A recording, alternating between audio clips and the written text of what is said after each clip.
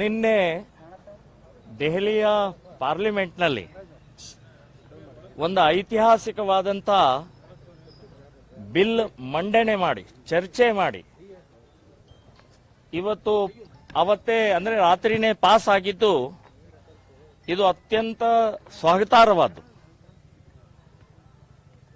95ರಿಂದ ಅದಕ್ಕಿಂತ ಮುಂಚೆಯಿಂದಲೂ ಕೂಡ ವಕ್ಫ್ ಬೋರ್ಡ್ ಹೆಸರಿನಲ್ಲಿ ಸರ್ಕಾರಿ ಜಾಗ, ರೈತರ ಜಾಗ, ದೇವಸ್ಥಾನ ಜಾಗ, ಮಠದ ಜಾಗ, ದಲಿತರ ಜಾಗ, MLA MP ಗಳ ಜಾಗ ಅತಿಕ್ರಮಣ ಮಾಡಿಕೊಂಡು ಲೂಟಿ ಮಾಡ್ತಾ ಇರುವಂತ ವಕ್ಫ್ ಬೋರ್ಡ್ ವಿರುದ್ಧ 44 ತಿದ್ದುಪಡಿಯ ಬಿಲ್ ಅನ್ನು ಪಾಸ್ ಮಾಡಿದ್ದು ಸ್ವಾಗತಾರ್ಹವಾದ್ದು. ಕೇಂದ್ರದ ಬಿಜೆಪಿಯವರಿಗೆ, ನರೇಂದ್ರ ಮೋದಿ ಅವರಿಗೆ ಅಭಿನಂದನೆಗಳನ್ನು ಹೇಳ್ತಾ ಇದ್ದೀನಿ. ಇನ್ನು ಯಾರು ಇದನ್ನ ವಿರೋಧ ಮಾಡ್ತಾ ಇದ್ದಾರೆ, ದೇಶದ್ರೋಹಿಗಳವರು, ಅವರಿಗೆ ಸ್ವಲ್ಪ ಅವಲೋಕನ ಮಾಡ್ಕೊಳ್ಬೇಕು. ಬರೇ ವೋಟ್ ಬ್ಯಾಂಕ್ ಒಂದೇ ಅಲ್ಲ, ಬರೇ ನಿಮ್ಮ ಅಧಿಕಾರ ಒಂದೇ ಅಲ್ಲ, ದೇಶ ಇದೆ, ಧರ್ಮ ಇದೆ, ಜನ ಇದ್ದಾರೆ. ಲೂಟಿಕೋರರ ಪರವಾಗಿ ನಿಂತ್ಕೊಳ್ತೀರಿ? ಎಂಥ ಒಂದು ಪ್ರಜ್ಞೆ ಇಲ್ವಾ? ಸಂವಿಧಾನ ಮೀರಿ ಕಾನೂನನ್ನ ಕೊಟ್ಟಂತ ಕಾಂಗ್ರೆಸ್ ಸರ್ಕಾರ ನಾಚಿಕೆ ಆಗಬೇಕು ನಿಮಗೆ. ಸುಪ್ರೀಂ ಕೋರ್ಟಿಗೂ ಕೂಡ ಹೋಗಂಗಿಲ್ಲ. ಡಾಕ್ಟರ್ ಅಂಬೇಡ್ಕರ್ ಅಪಮಾನ ಮಾಡಿದ್ರಿ ನೀವು. ಡಾಕ್ಟರ್ ಅಂಬೇಡ್ಕರ್ ಸಂವಿಧಾನವನ್ನು ಧಿಕ್ಕರಿಸಿ ವಕ್ಫ್ ಬೋರ್ಡ್ಗೆ ಪವರ್ ಕೊಟ್ಟಿದ್ದು ನಿಮಗೆ ಸಂವಿಧಾನ ಬಗ್ಗೆ ಮಾತನಾಡಕ್ಕೆ ನೈತಿಕತೆ ಇದೆಯಾ? ನೀತಿಗಟ್ಟವ್ರು ನೀವು. ಬರೇ ಅಧಿಕಾರಿಗೋಸ್ಕರ ಮುಸ್ಲಿಮರನ್ನ ವೋಟ್ ಬ್ಯಾಂಕ್ ಮಾಡಿ ದುರುಪಯೋಗ ಮಾಡಿಕೊಂಡು ಅವರು ಎಲ್ಲಿ ಕೊಳಚೆಯಲ್ಲಿದ್ದಾರೆ ಅಲ್ಲೇ ಉಳಿದುವಂಗ್ ಮಾಡಿದಂತ ನೀಚ ಕಾಂಗ್ರೆಸ್ಸಿಗರು ನೀವು.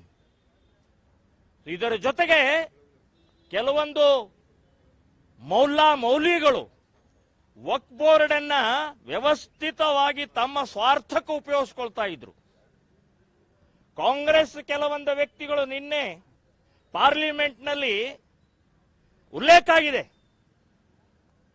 ಅಖಿಲ ಭಾರತೀಯ ರಾಷ್ಟ್ರೀಯ ಕಾಂಗ್ರೆಸ್ಸಿನ ಅಧ್ಯಕ್ಷರಾದಂತಹ ಖರ್ಗೆ ಅವರು ಉಲ್ಲೇಖ ಆಗಿದೆ. ನೀವು ಕೂಡ ವಕ್ಫ್ ಬೋರ್ಡಿನ ಹೆಸರಿನಲ್ಲಿ 100 ಎಕರೆ ಲೂಟಿ ಮಾಡಿದ್ದೀರಿ ಅಂತನ್ನುವಂಥದ್ದು ಆರೋಪವನ್ನ ಪಾರ್ಲಿಮೆಂಟ್ ನಲ್ಲಿ ಹಾಕಿದರೆ. ಅಷ್ಟೇ ಅಲ್ಲ, ಅನ್ವರ್ ಮಾನ್ಪಾಡಿಯವರ ವರದಿಯಲ್ಲಿ ದಾಖಲೆ ಸಹಿತ ಇದೆ.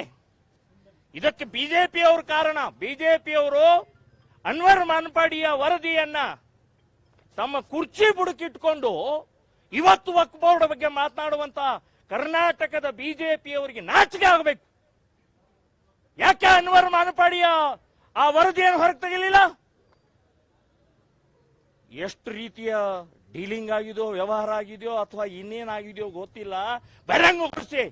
ನೀವು ವಕ್ಫ್ ಬೋರ್ಡ್ ಬಗ್ಗೆ ಕರ್ನಾಟಕದ ಬಿಜೆಪಿ ಮಾತಾಡಬೇಡಿ ನೀವು. ಸೊ ಕೇಂದ್ರ ಸರ್ಕಾರ ತಗೊಂಡಂತ ಒಂದು ನಿರ್ಣಯ ಮತ್ತು ನಿಲುವು, ಬಿಲ್ ಪಾಸ್ ಆಗಿದ್ದು ಇಡೀ ದೇಶದ ಸುಭದ್ರತೆಗೆ, ದೇಶದ ಸುರಕ್ಷತೆಗೆ ಒಂದು ಒಳ್ಳೆಯ ಒಂದು ಘಟನೆ ಆಗಿದೆ ಅಂತನ್ನುವಂಥದ್ದು ಹೇಳ್ತಾ ಇದ್ದೀನಿ.